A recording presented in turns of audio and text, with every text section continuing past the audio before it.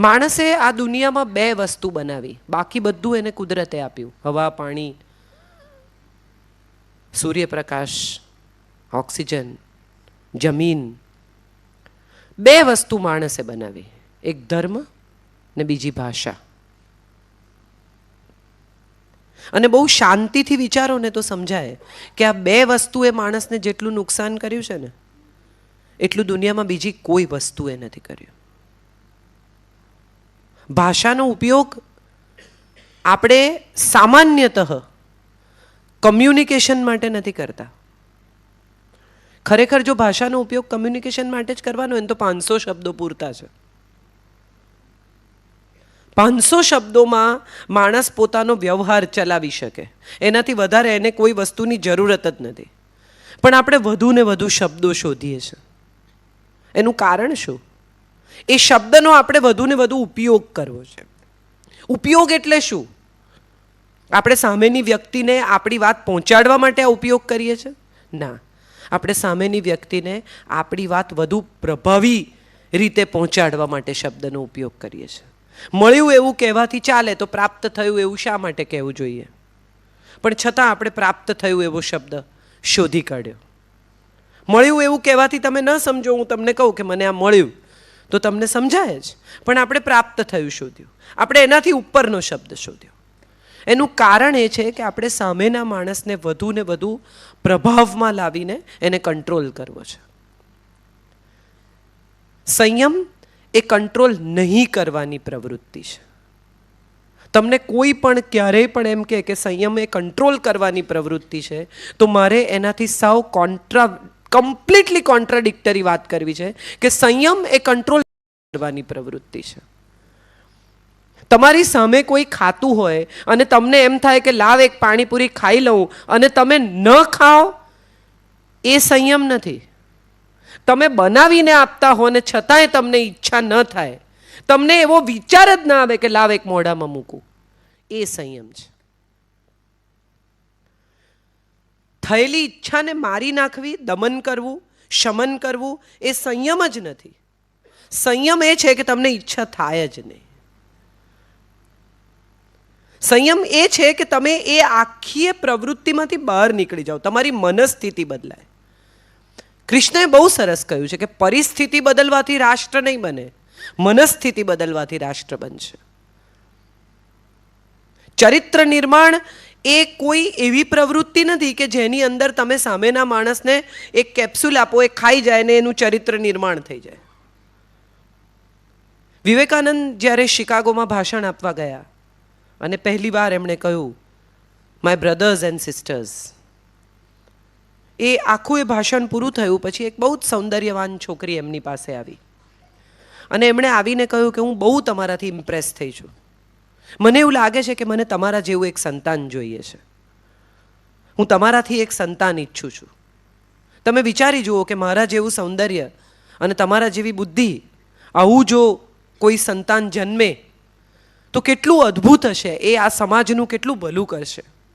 અને ત્યારે વિવેકાનંદે એને કહ્યું કે મારા જેવું શું કામ, મને જ તમારું સંતાન માની લો. હું એને સંયમ કહું છું.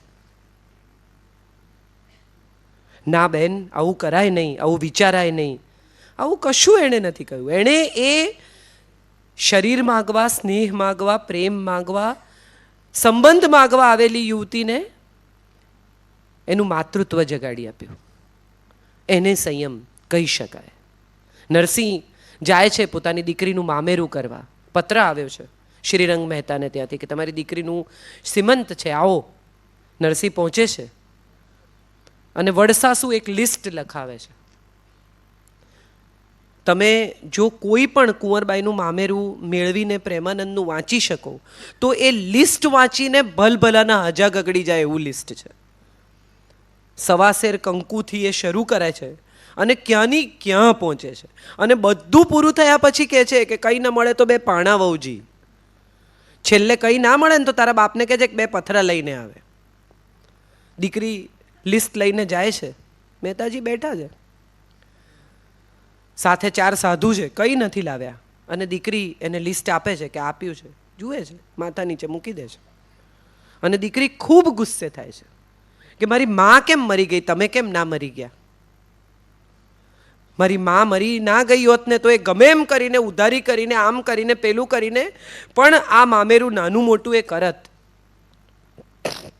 આપણે બધાએ વારંવાર વાંચ્યું છે ઘડો ફૂટે ને રજળે ઠીકરી, એ આમાં છે.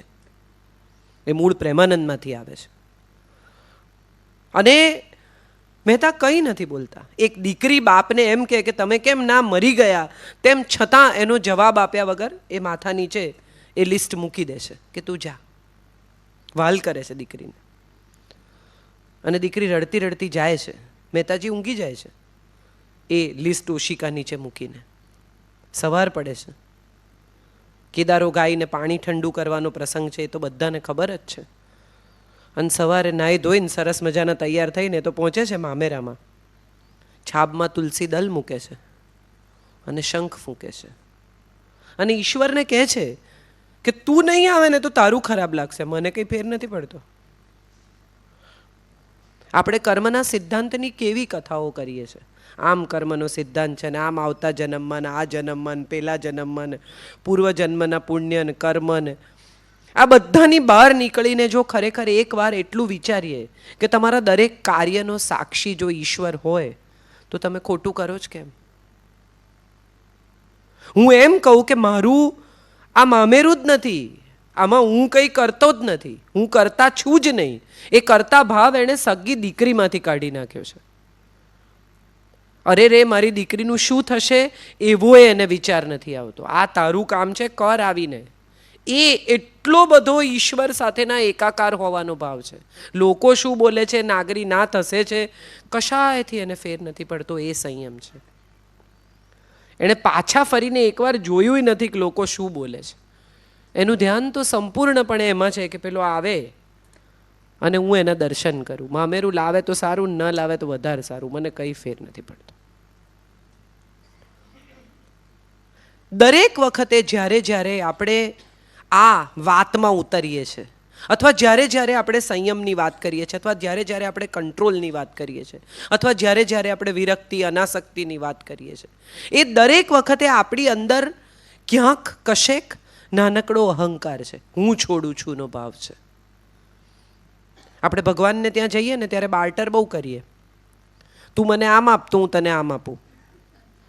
એટલે તમને તું જો મારું આટલું કામ કરી આપે તો હું તને 5 દીવા કરીશ. પણ એ 5 દીવા કરવાનું ઘી લાવ્યા ક્યાંથી? હું તને વાઘા, અમારે ત્યાં શ્રીનાથજી જે લોકો પૂજતા હોય એમ કે ભગવાનને નવા વાઘા કરીશું. પણ એ વાઘા તમે લાવશો ક્યાંથી? એ તમને વ્યવસ્થા કરી આપશે કે એના વાઘા તમે એને ચડાવો. એ ભાવ છે કર્મનો, એ ભાવ છે ઈશ્વર.